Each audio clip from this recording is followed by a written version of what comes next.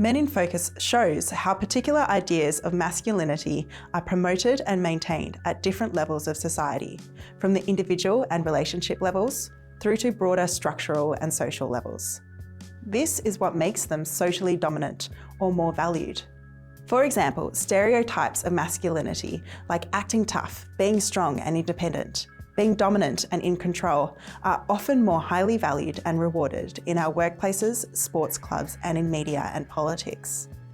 By extension, this means that we end up valuing and rewarding men more than others in these contexts and in society in general.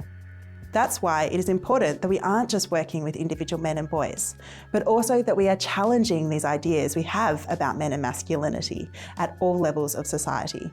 And that needs to happen at the same time as we ensure equal access and opportunity for all women to participate equally in civic and public life, at work, in positions of leadership, and on the sporting field. But also in Australia, there is a hierarchy of men and masculinities. Firstly, men have different relationships to power and different access to resources, and some men experience discrimination and oppression, such as racism, ableism, classism, poverty, homophobia, and transphobia. And part of this hierarchy is that we as a society position men differently, depending on their race, sexuality, ability, class, and a range of other factors, with some men represented as being more aggressive and violent, and others as lacking masculinity or being more effeminate. And this has particular effects and impacts in terms of how men are valued and treated in Australia.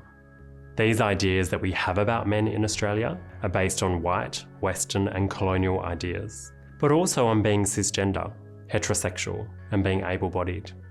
In fact, homophobia, biphobia, and transphobia can even be expressions of stereotypical masculinity.